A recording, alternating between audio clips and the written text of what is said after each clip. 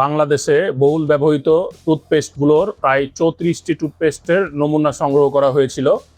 গত 1 বছর যাবৎ সেগুলো পরীক্ষা নিরীক্ষা করা হয়েছে। সে নমুনার পরীক্ষা নিরীক্ষা অনুযায়ী প্রায় 26টি টুথপেস্টে পাওয়া গেছে মাইক্রোপ্লাস্টিক বা প্লাস্টিকের অংশ। এর পার্সেন্টেজ প্রায় 76%।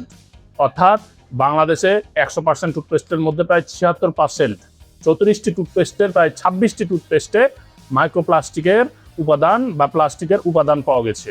পরিবেশ এবং সামাজিক উন্নয়ন সংস্থা ইউএসডিও এর তথ্য মতে জাহাঙ্গীরনগর বিশ্ববিদ্যালয়ের ইকোটক্সিকোলজি ল্যাবরেটরিতে গত 1 বছর যাবৎ পরীক্ষায় এই ভয়াবহ তথ্যটি উঠে এসেছে। সেই টুথপেস্টগুলোর মধ্যে কিছু আমাদের নামি দামি ব্র্যান্ডের টুথপেস্টও আছে, যেমন Mediplus fluoride gel, Sensodyne, Pepsodent active salt এবং ক্লোজআপের মতো নামি দামি ব্র্যান্ডগুলো এই তালিকায় উঠে এসেছে। এখন জানা যাক আমরা নিয়মিত যে টুথপেস্টগুলো দিয়ে ব্রাশ করছি, সেই টুথপেস্টে পাওয়া মাইক্রোপ্লাস্টিক আমাদের দেহের জন্য এবং পরিবেশের জন্য কতটি ক্ষতিকর এ বিষয়ে জানা যাক।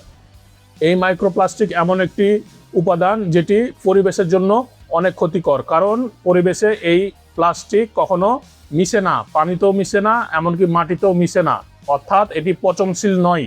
এই কারণে এটি পরিবেশের ভারসাম্য রক্ষাতে অনেক ক্ষতি করতে পারে। পাশাপাশি আমাদের পেস্টের মাধ্যমে যদি দেহের মধ্যে প্রবেশ করে তাহলে আমাদের দেহে ওই একই ক্ষতি করবে, কারণ এটি যেহেতু পচনশীল কোনো বস্তু নয়, তাই আমাদের দেহের মধ্যে প্রবেশ করলে এটি হজম হবে না। হজম না হওয়ার কারণে আমাদের শরীরের কোনো একটি পার্টে গিয়ে এটি কিন্তু জমা হতে থাকবে এবং দীর্ঘমেয়াদী এটা কিন্তু মারাত্মক ক্ষতির কারণ হতে পারে। ছোট্ট শিশুরা অনেক সময় কিন্তু পেস্ট দিয়ে ব্রাশ করার সময় পেস্ট গিলে ফেলে, সেক্ষেত্রে কিন্তু ছোট্ট শিশুদের জন্য এটি আরও মারাত্মক ক্ষতির একটি কারণ হতে পারে। এই মাইক্রোপ্লাস্টিক আমাদের মানব দেহের মধ্যে যে কোষ আছে, এই কোষের মধ্যে ইনফ্লামেশন বা প্রদাহ তৈরি করতে পারে। ইনফ্লামেশন বা প্রদাহ তৈরি হলে এই মাইক্রোপ্লাস্টিকের দ্বারা এটা কিন্তু একটি দুরারোগ্য ব্যাধি পর্যন্ত হতে পারে। তাই অবশ্যই আমাদেরকে সাবধান হতে হবে। এই ধরনের টুথপেস্ট দিয়ে ব্রাশ করার ব্যাপারে অবশ্যই সচেতন হতে হবে। তো আজকের ভিডিও এ পর্যন্তই। ভালো থাকবেন, দেখা হবে নেক্সট কোনো ভিডিওতে।